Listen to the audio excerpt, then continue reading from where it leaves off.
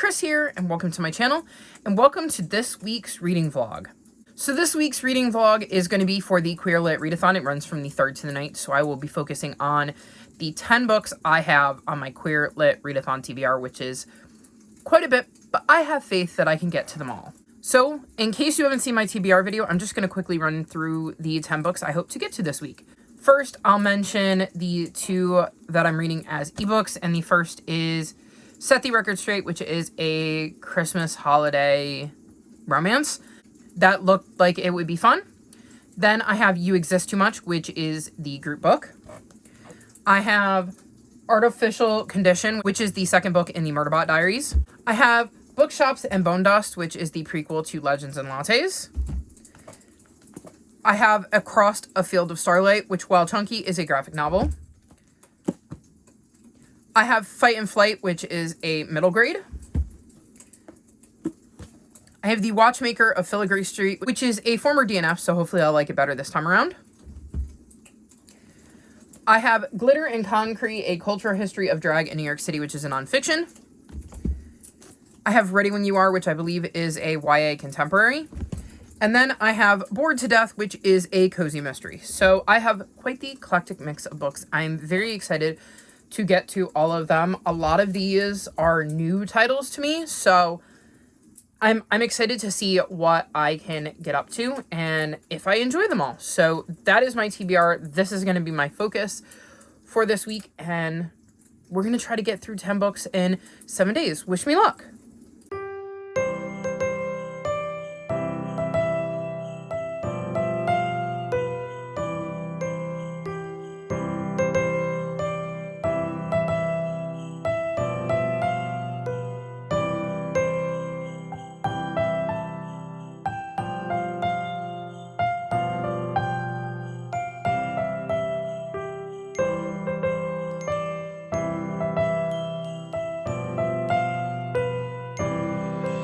So it is around 2 a.m. on the 7th, and I'm long overdue for a check-in. I have been trying all day to find quiet time to sit down and film this clip, and it just hasn't happened.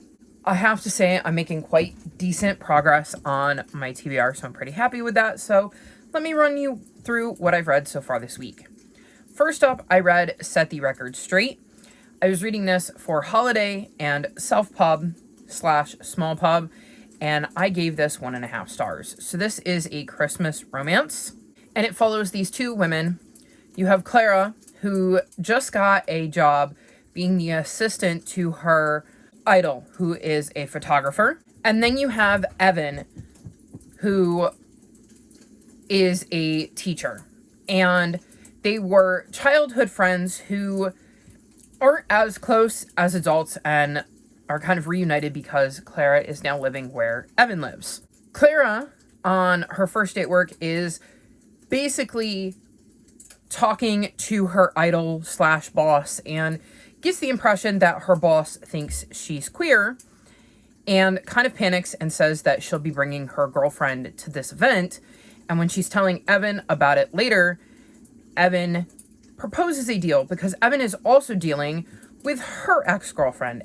Evan was engaged to one of her coworkers, and that coworker broke it off, is now dating another coworker, and there's going to be this party. And Evan has been invited because everybody at work has been invited. So Evan proposes that she'll go to Clara's function and pretend to be Clara's girlfriend if Clara goes to the party of her ex-fiance and pretends to be Evan's girlfriend. The only problem with this is Clara is straight, and Evan used to have a crush on Clara. And that could become a problem because she's now going to pretend to fake date her straight crush. And for Clara, who's always thought she's straight, she's kind of confused when she realizes that maybe she has feelings for Evan. So my issues with this is it is a novella, so everything happens way, way too fast. And that really didn't work for me. Seeing how quickly they go through everything from Claire realizing that, maybe she isn't as straight as she thought she was, to accepting that, to kind of accepting that she's got feelings for Evan, is just so incredibly quick. and I did not like it. I liked the start of it. It started out real good, felt real promising. And then like, bam, one minute they were agreeing to fake date. And then the next minute I had spicy scenes between the two of them. And there were, I want to say like 4 spicy scenes in a 144 page novella, which like, if that is your jam, there is absolutely nothing wrong with that. It's not mine. I don't like that in my books. And given that, I felt like I was really into this idea of these two discovering things.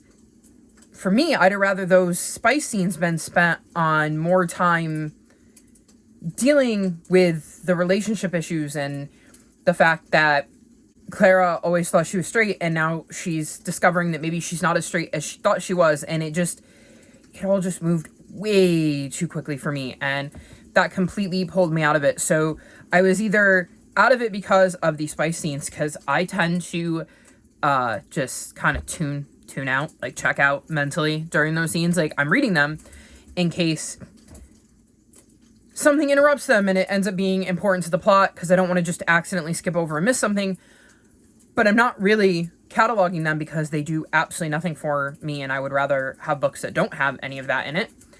And then, but like I said, I did not at all get invested in the relationship because everything just moved too quickly. This book did not work for me, and I was left feeling very, very disappointed because it felt like it had a lot of potential, and honestly, it still does, looking at it, because I can see the potential, and I think that's why I'm so frustrated, because it has all of the bones of the kind of book I would want. It just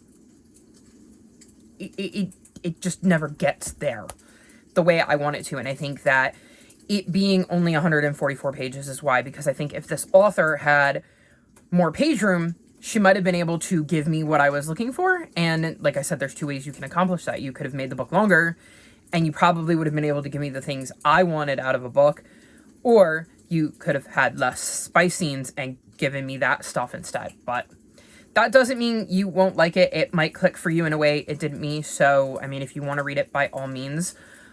It was not a book for me. Then I read Fight Plus Flight, and I gave this 4.5 stars. So this one was much more my jam.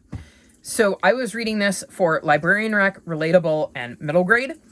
And the relatable part is that Sarah, one of our main characters, is experiencing a lot of anxiety after the death of her aunt. She is a classmate of Avery who is dealing with, let me get this right, Ehlers-Danlos syndrome, which is a disease that affects your joints. And she was in a dirt bike accident that caused an issue with her shoulder and her arm and her collarbone, so she's in a sling, and she can't really do all of the things that she loves. Avery really likes Sarah and is trying to figure out how to start a friendship. Sarah, with her anxiety, wishes she could be more bold like Avery, and the girls are at school one day when an active shooting drill happens. Or at least that's what they think is going on. And then all of a sudden, it certainly sounds like there's an actual active shooter in the school. And in the aftermath, they find out that no, that's not what happened. The school pretended that there was an active shooter, made it seem really realistic, but there was never an active shooter actually in the school. And Sarah really wants to find a way to deal with this because of all of the trauma that Sarah and Avery and all of their classmates are experiencing. And Avery wants to deal with it by getting revenge. So we see the two girls kind of dealing with their own situations, the anxiety and the Ehlers-Danlos syndrome, and then them dealing with the trauma and fallout of this seemingly real, not real drill, and their different approaches to how they want to deal with that and how they're kind of processing that, while the girls are also developing a friendship throughout the book. I love this. I really got into the relationship that the girls developed. I really liked seeing their different personalities and how that came out, and how Sarah's anxiety and Avery's disease really affected their reactions to this drill. I was horrified by the drill. I don't think that's okay in any way, shape, or form. So I totally understand why you see Sarah and Avery and their classmates and how upset they are and how the families are upset and all of that. And I can't imagine intentionally putting kids through that. I still struggle with the fact that it's something we willingly allow to happen in our society. Anyways, but then to put your students through a drill and make it sound like there really is an active shooter, I can't imagine the psychological toll that would take on a group of kids.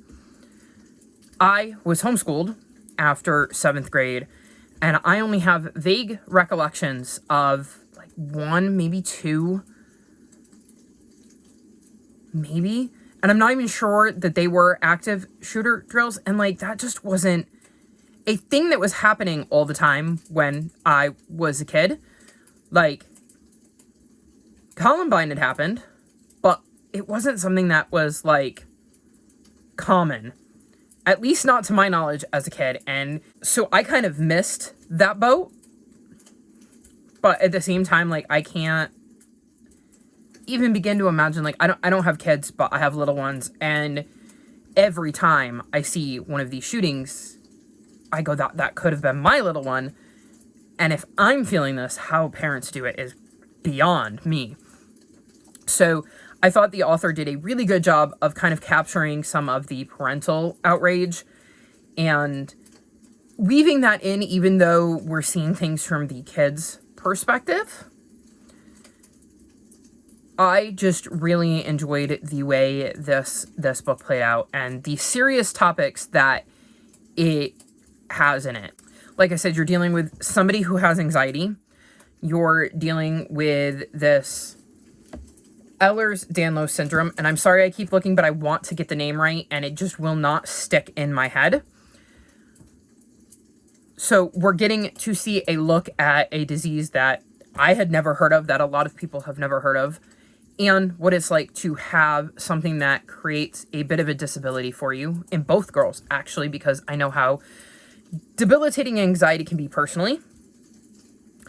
And then, of course, the fallout from the trauma. You also have lots of different representations of queer rep throughout this book. And Sarah's family is religious, so we get a look at some of that and how that can play into a family dynamic where there is queerness involved. And I thought that was really well handled as well. I also would recommend... the audiobook was awesome because each character felt very different and had their own voices. But Sarah's is like a journal, and she's got all of these amazing drawings that she does. I'm trying to find a few that are kind of earlier. So like this one actually has text in it. You've got little animals. So every time we get to Sarah's pages, they have some sort of drawing. So I definitely recommend you check out the physical book as well, because it is worth it to see Sarah's art. So I really, really enjoyed this. And I'm becoming a really big fan of Jules Macias, because this is the second book by them that I've absolutely adored. Then I read Bored to Death, and I gave this 3 stars. So I was reading this for small town queers, and I don't quite know if it counts, because a lot of it mentions that he is living in a trendy Salt Lake City, Utah neighborhood. And I'm not sure that Salt Lake City would qualify as a small town, but it says back in his hometown of Sugar House. So I don't know if it really counts as a small town queer. We're going to try to get something else for this, but right for now, that's what I'm kind of using. And this follows Ben, who, like I said, has returned home to Sugar House to help his dad out at their family board game shop. His dad is dealing with...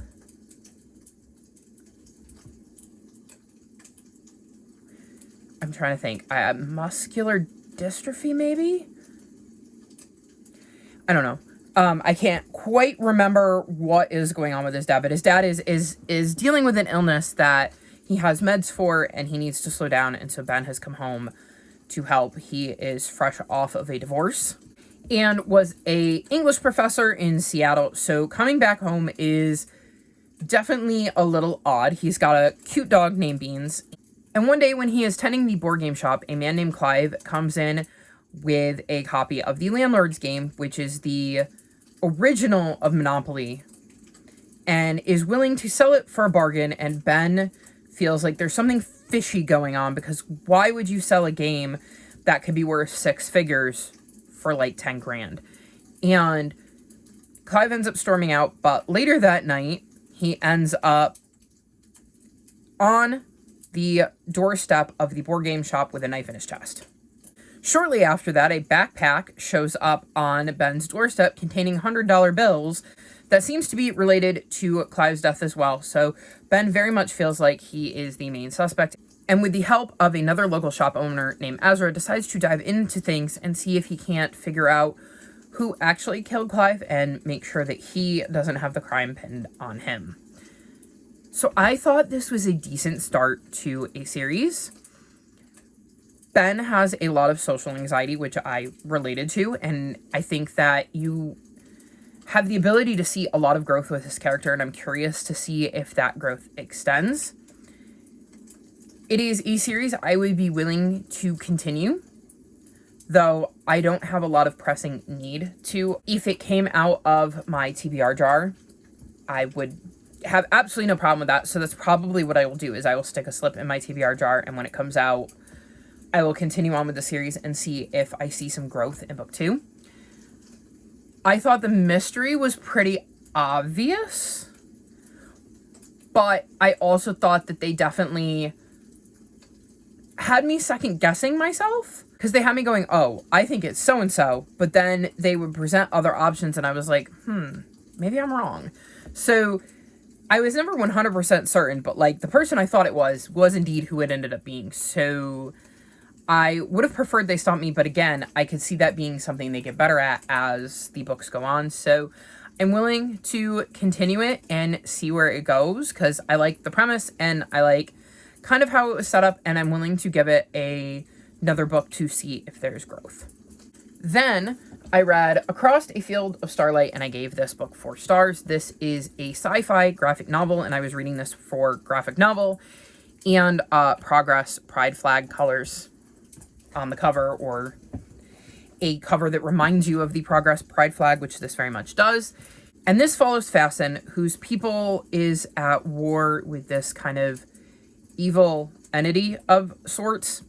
I believe they're robots. And Fasten ends up crash landing on this world, and Lou ends up stumbling across them. And Lou is from a very peaceful world. And Lou and their companions are checking out this world because to them it seems like the warring factions have left, and Lou stumbles across Fasten. And a friendship ends up developing despite the fact that they are separated by time and space. And then an incident happens that leads Fasten to Lou's world. The only problem is that trouble is falling behind, and Lou's peaceful home may be disturbed by the war they've been trying to avoid. I quite enjoyed this. I thought it was a gorgeous art style. I really, really got into the art and seeing the way the kind of tone shifted depending on who we were seeing, and I'm trying to find like a good shot of more of Lou's point of view. And I just really liked the way the art helped create the story and added to the story and helped kind of set the tone for what we were reading. I liked seeing Lou and Fasten's relationship develop. I was really invested in Fasten's safety and whether they were going to be able to survive the chaos of the war that was going on. This surprised me because I wasn't sure how it was going to play out. I think this is the very first time I've ever read a sci-fi graphic novel, and I ended up really clicking with it and getting really invested in the story. And like I said, I really enjoyed the friendship between Lou and Fasten and the narrative that plays out in this. I had never heard of this before the readathon, so I'm really glad that my attention was drawn to it and that I picked it up. And then the last book I finished is Artificial Condition, which I was reading for continued. So this is the second book in the Murderbot Diaries, and I gave this 4.25 stars. So the Murderbot Diaries follows a murderbot who has had its memory wiped and is trying to figure out what it can't remember. It has managed to kind of slip its government control, and we see that demonstrated in the first book, where it is technically out on a mission, but it has a lot more freedom than it should have and is trying to hide that from its crew members. We're continuing Murderbot's story in this one, and I really, really enjoy this. They're really quick, easy reads. I'm really digging Murderbot as a character and getting to see how it grew and changed in this one, despite being, a murder bot. It definitely showed some growth in this one. In this one, we meet a research transport vessel named Art that is able to communicate with Murderbot, and their relationship is really interesting and really adds to the story, and I really, really enjoyed that story of seeing Murderbot and Art interact and how that kind of played out. I absolutely want to continue this series, and again, it just tells me that everything I've ever heard about this series and all of the love people have shown this series was absolutely well justified. Then I've made progress into other books. First, I will mention that I've read a good chunk of Bookshops and Bone Dust. I'm on page 226, so very decent progress in this. This is my book for most recently acquired, and I'm taking my time with this one, not because I'm not enjoying it, but because I am only reading it when I know I have enough concentration to really enjoy it, because I don't have an audiobook, so I don't have anything else to help me focus my concentration, and my concentration hasn't been the greatest. This is the prequel to Legends and Lattes, and I am loving being back with Viv and getting to see this different period of time in her life. She is an orc that is a mercenary, and in the first book decides that she's done with that life and is going to open a coffee shop. So these are cozy fantasies. And this one actually has cozy fantasy mystery vibes, because there's definitely a bit of a mystery going on in the background of this one, and I'm really enjoying that and trying to kind of puzzle that out. I've enjoyed the characters she meets in this one and the setting that we're in, and Travis Baldry does a really good job of setting a scene and making you feel like you're there. So I'm intentionally taking my time with this one because I'm savoring every word, and I definitely hope to finish this one before I go to bed, because I have like 100 pages left. So I really, really would like to know how this one wraps up. So loving this one. And then I've started Glitter and Concrete, which is a cultural history of drag in New York City, and I'm reading this for By or About Drag. And Escape, because I want to escape my preconceived notions about drag and all of the stereotypes. And I am currently on page 112, and I'm really, really enjoying this one as well. I am finding it fascinating learning about the history of drag. I've already learned a lot. Like, I did not realize that drag had such a far-reaching past. I did not realize how many similarities there were with the way people who perform drag, whether they were queer or not, were treated, and the way people who are queer or trans or are into drag are being talked about and treated now. It is just eerie seeing some of those similarities, and I would expect as we get further in the future of drag to continue to see that, because I'm currently starting the 1960s, because it's broken down into, I don't want to say like decades, but we start from like 1865 to 1920. Then in chapter 2, we do the 20s, 3 is the 30s, 4 is the 40s and 50s, 5 is the 60s, 6 is the 70s, 7 is the 80s, 8 is the 90s, and then 9 is 2000 and forward. So I'm really liking how it's kind of broken down by like these chunks of time period, and it's so interesting to see so far how it has progressed and learning about some of the important people who performed drag in the past. I am absolutely loving hearing about drag kings as well, because I feel like a lot of times you don't hear about them. It is more focused on drag queens, and those tend to be, at least in my experience, the things that get the media attention, the things I see in media. Think like RuPaul's Drag Race, I tend to associate with drag queens. I don't know if there's drag kings on there. I've never watched the show, but like I've seen commercials, and what sticks in my mind are drag queens. You have somebody like Robin Williams dressing in drag, technically, as Mrs. Doubtfire. And I use that one frequently when talking about how ridiculous these laws are, because I'm like, I grew up with a movie where a man dressed like a woman, and we all knew he was dressing up like a woman and pretending to be a woman, and like, it didn't affect my growth, and you had no problem with me watching that movie when I was a kid, but somehow you have a problem with drag queens reading books to children. But all right, that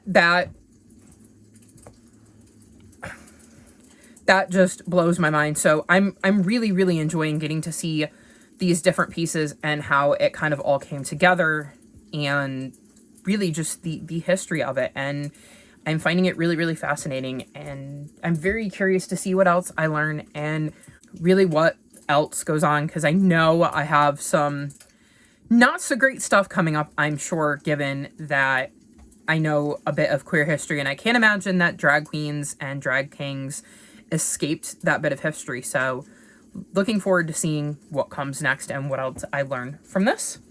And that's where I'm at. I still have You Exist Too Much, which is the group read. I have Ready When You Are, which I'm reading for Southern Hemisphere author, and the Pick Your Own Prompt, which I'm using as Indigenous because this author is an Indigenous person in Australia. And then I have The Watchmaker of Filigree Street, which is a former DNF. So I think I'm doing quite well, considering I have 3 full days, and like I said, I should be able to finish Bookshops and Bone Dust tonight, and I don't think that Ready When You Are or Glitter and Concrete are going to take me that much longer. Like I don't think it's going to be a long process for either of them. So really it's whether I can get through You Exist Too Much and The Watchmaker of Filigree Street, because I don't know how intense You Exist Too Much is going to be, which will inform how quickly I read it. And then, of course, I've tried The Watchmaker of Filigree Street before, and I DNF'd it, but I don't have any recollection of reading it. So picking it up again is going to be interesting to see if I end up DNFing it for a second time. But yeah, that's where I'm at. I'm quite happy with my progress, and I've already read some amazing queer books. So let's see what I can get up to in the last 3 days.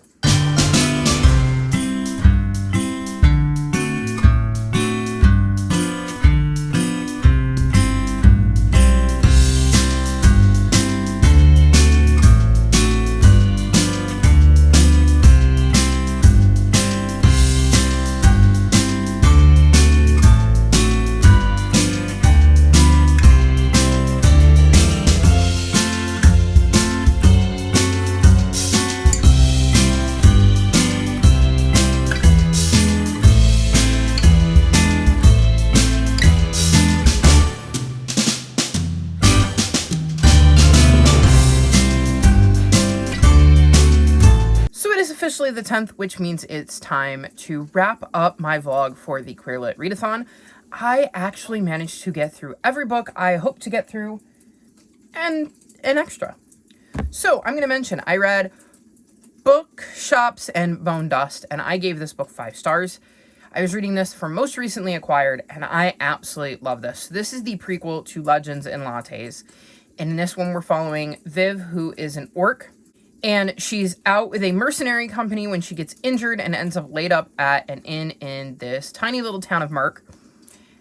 And ends up forming a bond with the owner of the bookshop while she's recuperating. And some mysterious things start going on, and Viv looks into them while also developing a friendship with the owner of the bookshop.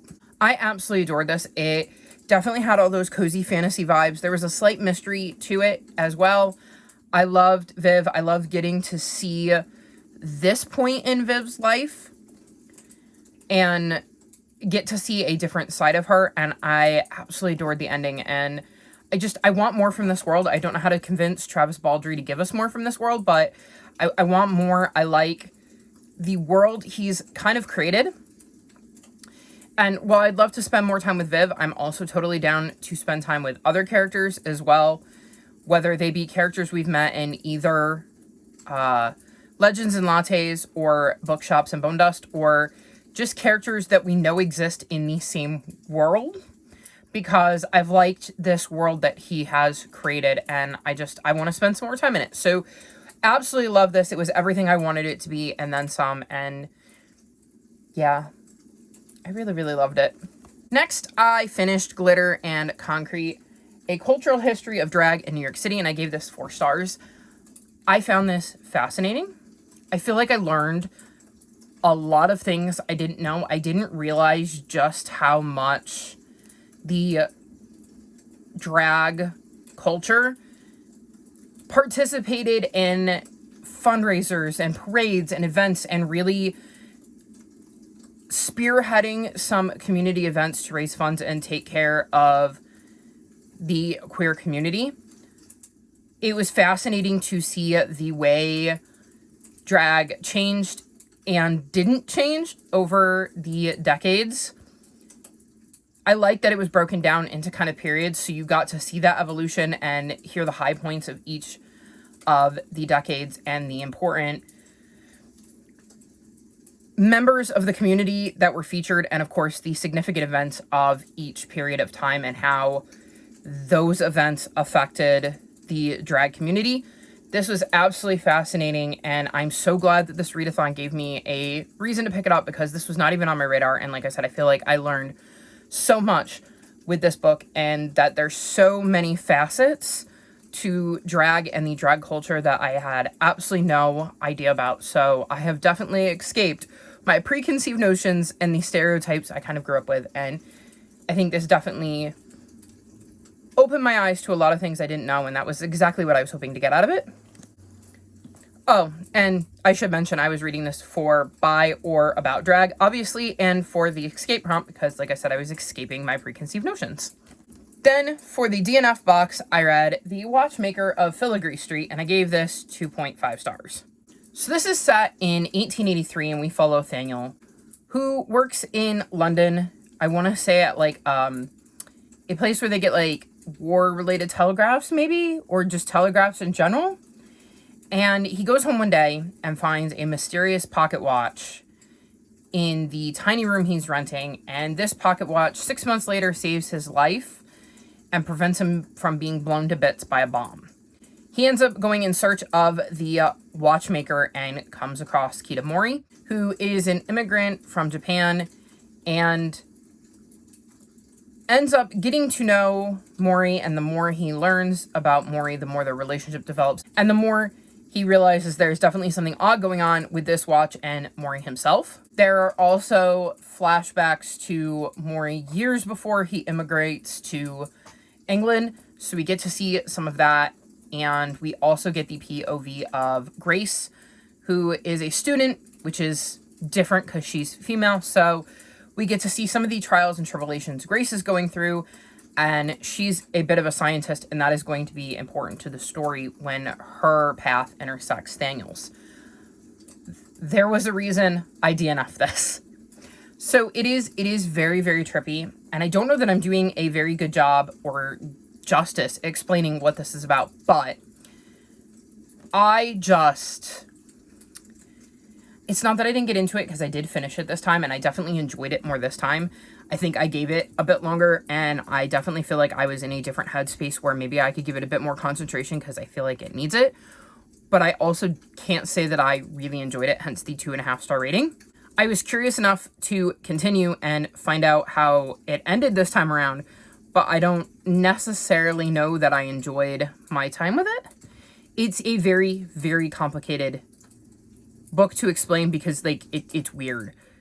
And not bad weird necessarily, just it's a bit out there, and I don't know, it didn't click with me very much. And yeah, I don't know, it it was missing something that would really suck me into the story. Maybe I was just not getting something, or some details weren't clicking with me, but at least this time around I can say I finished it, so it is no longer a DNF. Then I read Ready When You Are, and I gave this book 3 stars. So I was reading this for Southern Hemisphere author because the author is from Australia, and I was reading it for Indigenous because it follows Aboriginal teenagers who live in the Mish in Australia, and the author is also of Aboriginal descent, I believe. Yes? Yes. And that covered my Indigenous prompt, which is the prompt I was using for kind of pick your own prompt. So this follows Jackson, and he lives with his mom and his little brother, and they live in the Mish, which is a tight-knit community of Aboriginal people in Australia. And his aunt and cousins are coming to visit for Christmas, and this boy named Tomas comes with his aunt. She is looking after him. She's not his mom or anything like that, but he is fresh out of juvie and is staying with his aunt and ends up crashing in his room, and it brings up some feelings that Jackson's been trying to ignore, as he quickly realizes that his feelings towards Tomas are not exactly platonic. And this worries Jackson because he's, like I said, part of this really small, close-knit community, and being queer is not really something that happens there or is talked about, and if it is, it's not exactly talked about in the best light, so he is really, really struggling with his feelings. So the reason this gets 3 stars is I didn't click with it. It was YA. I thought it was well done. I thought it was interesting to see the story from the perspective of Indigenous teenagers and the pressure that Jackson was feeling when it came to his kind of community and how important that community was to him. I just didn't connect with the YA aspects of it, and that is not the book's fault. This is a fantastic book, in my opinion, for a teenager to read. I think it is perfect for that age group, and I think they would relate to it a lot more than I did. And I think that was the hard part, is I think the author did a really good job of writing teenagers who felt like teenagers. But I'm not a teenager, so it was really, really hard to connect with them. And then even when I was a teenager, I just was not like that. Like, that was not the experience I had with being a teenager, so I couldn't really relate. And so I struggled to connect with Jackson, which made it harder to get into. But I do like how the story flowed. I liked seeing Jackson struggle and how he kind of dealt with everything he was feeling. And I think it was, like I said, a really well-written story, and I think it would be great for its target audience. It just didn't work for me because I'm not the target audience. So again, that's nothing against the book. It is a me thing, not a book thing. However, I am glad that I read it because it exposed me to a new kind of community and a culture that I don't know much about. So I felt like I learned something and came away from it with a bit of a broader horizon because I had read it. So 3 stars. But again, that is subjective to my own experience, and I think in general, it probably deserves more than that, but it's hard to rate for something that you think it should be, not what you actually felt as you were reading it, if that makes sense. That leaves me with 1 space on the bingo board, and that is group book, and for this I chose to read You Exist Too Much, and I gave this 1 star. I did not like this at all. So we follow a Palestinian American who is struggling with a lot of stuff. We see various points in her life. We see her struggling with her sexuality and the way it relates to being a Palestinian American and family members and that kind of stuff. We see her struggle with her relationship with her mom.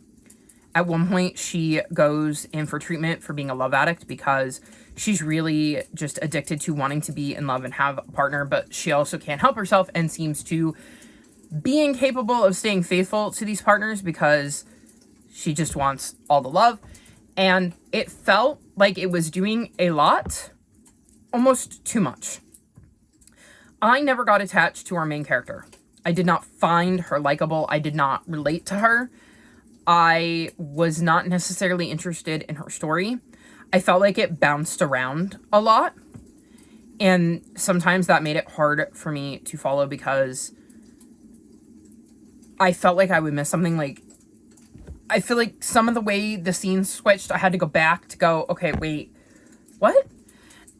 So that didn't work for me because, like I said, it felt very scattered about. I did not like the way our main character treated the people in her life, and I know that was part of the journey, but I also don't feel satisfied by the way it ended up to justify the way she treated people throughout the story. So it did not work for me. It didn't click with me. It was one I could have easily DNF'd, and I think if I hadn't been reading it specifically for this prompt, I probably would have. Like, if I had just picked it up on my own, I probably would have DNF'd it, but because I was reading it for this readathon and I wanted to check off the spot in the bingo board, I chose to keep going.